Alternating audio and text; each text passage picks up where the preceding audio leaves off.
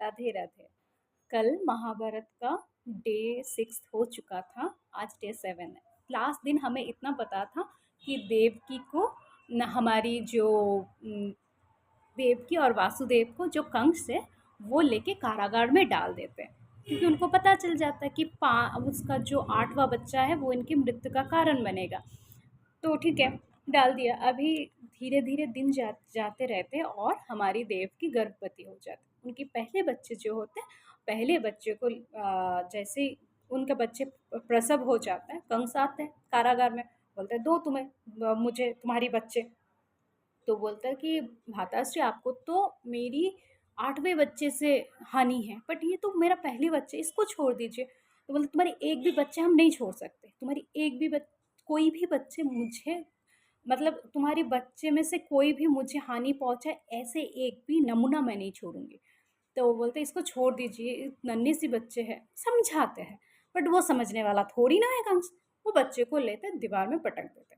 और वासुदेव मतलब वासुदेव देवकी रोने लग जाता है।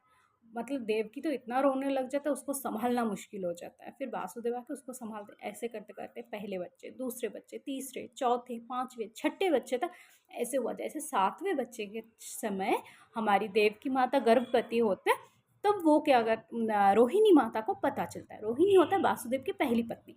तो वासुदेव की पहली पत्नी वो रोहिणी माता आती है, आके मिलने के लिए आते, कंस को रिक्वेस्ट करते कि मुझे मिलने दीजिए, एक बार जाके मुझे मिलना है उन लोगों से। तो आके कंस बोलते ठीक है, वो एक औरत क्या ही कर लेगा मिलके, ये सोच के, बट करे पहरादार तो उधर है। तो उनको नज़र में रखते हुए उनको लेके मिलने के लिए जाते। तो रोहिणी माँ जाके देवकी को गले लगा के बोलते मुझे तुम्हारी बात मतलब तुम्हारी ये दर्द मुझे देखा नहीं जा रहा है बहना। तुम एक काम करो, तुम्हारी गर्भ की जो बच्चे वो मुझे मेरे गर्भ में दे दो। तो बोल रहे हैं आप लेके जाओगे दीदी? बोल रहे हैं हाँ, तुम्हारी बच्चे तुम मुझे दे दो। तो वो अपने गर्भ ट्रांसप्लांट करते हैं, अपने गर्भ में वो बच्चे को लेके रोहिणी चले जाते, किसी को पता भी नहीं चलता। अभी धीरे धीरे धीरे धीरे समय आते, सब देखते उसका पेट थोड़ा मतलब, तो पेट वो तो गर्भवती था, पेट नहीं फूल, तो पेट तो फूलते हैं ना, नहीं हो रहा है। तो राजगुरु से कंस राजगुरु से उसको दिखाते हैं कि चेक करके आइए क्या हुआ। तो बोलते हैं नहीं, वो तो गर्भवती था बट उसका अभी तो कोई लक्षण नहीं दिख रहा है, पेट भी नहीं दिख रहा। तो क्या बच्चे गर्भ उसने क्या ये करा लिया, मतलब उसका मिसकैरेज हो गया, ऐसे पूछ। तो बोल रहा है कि नहीं, अगर ऐसे भी होगा, गर्भ नष्ट भी कर लेगा तो हमें तो पता चलेगा, क्योंकि वो तो कारागार में ही है, कारागार से कहीं नहीं गया है। तो बोलते हैं तो फिर क्या हुआ, मतलब क्या हुआ हमें भी समझ में नहीं आ रहा है। तो कुछ नहीं बोलते हैं। फिर उसके बाद इसका फिर से 8वां बच्चा पेट में आता है। 8वां बच्चा जैसे ही पेट में आते हैं, तो सब लोग अलर्ट रहते हैं, ये 8वें बच्चे हैं पेट में है, अलर्ट रहते हैं। बट वो कृष्ण जी आने वाले हैं, उनका खेल तो अलग ही है।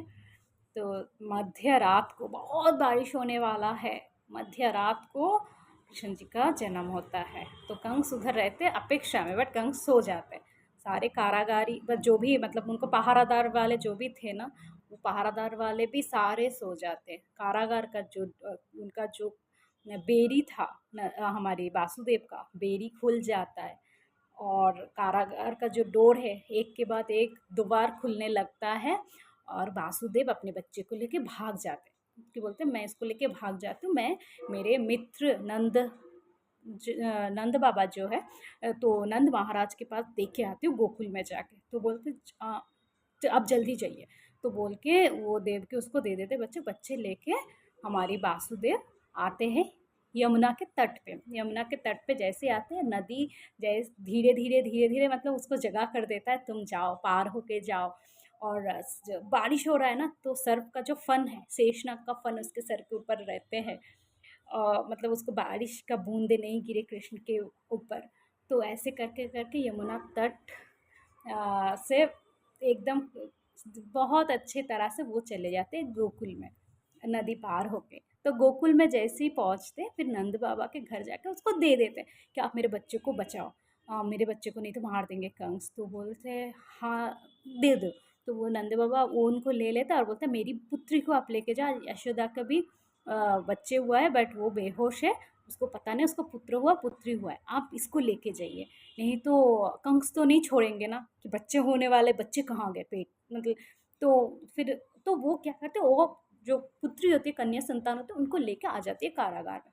नेक्स्ट डे मॉर्निंग होता है, अभी हमारी जो ये है, नेक्स्ट डे मॉर्निंग में हमारे जो कंस को पता चलता है कि उनकी पुत्री हुई है। वो बोलते हैं जो साधु ने बोला था ये बातें कि उनका पुत्र होगा 8वें, उनको बुलाओ। और लेके आया, लेके आके बोला आप बताओ, आपने बोला था पुत्र होगा, वो तो पुत्री हुई है।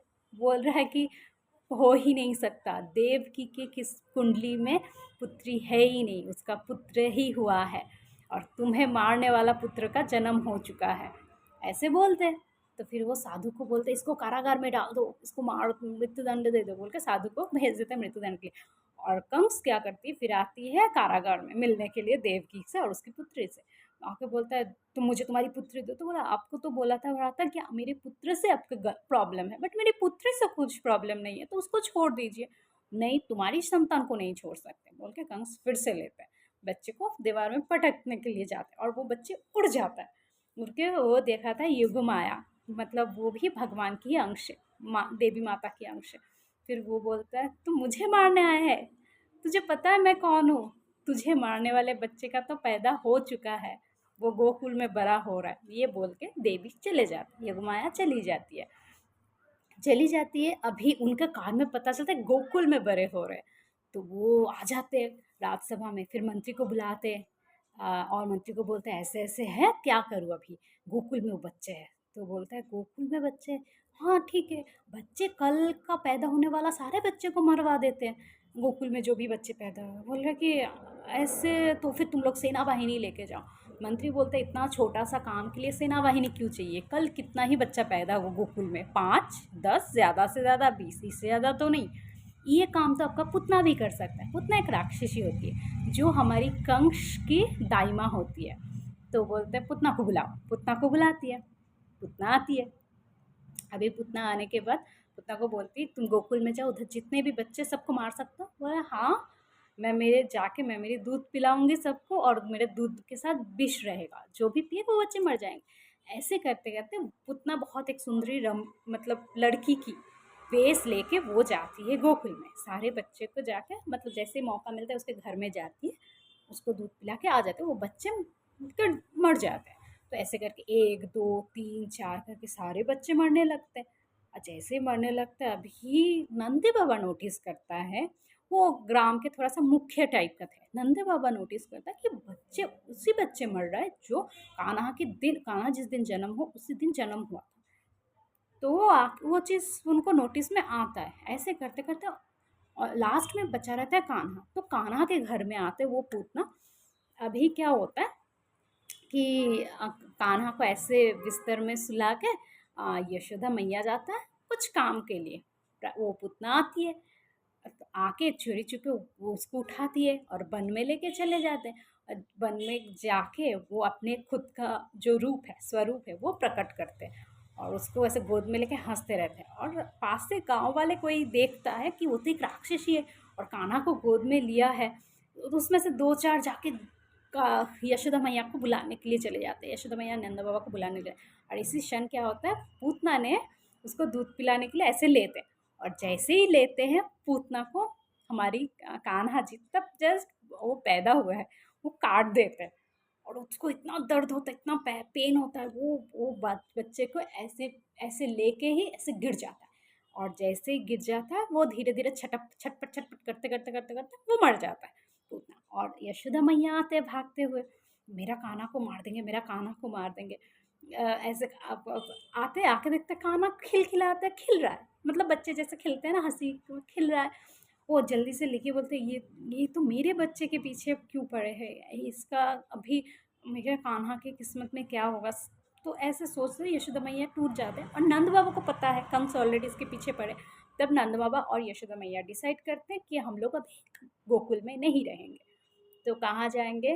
तो नंद बाबा यशोदा मैया को लेके अभी इन लोग चले जाते हैं ब्रज में। तो आज के लिए इतना ही, ब्रज का स्टोरी कल बताते हैं। राधे राधे।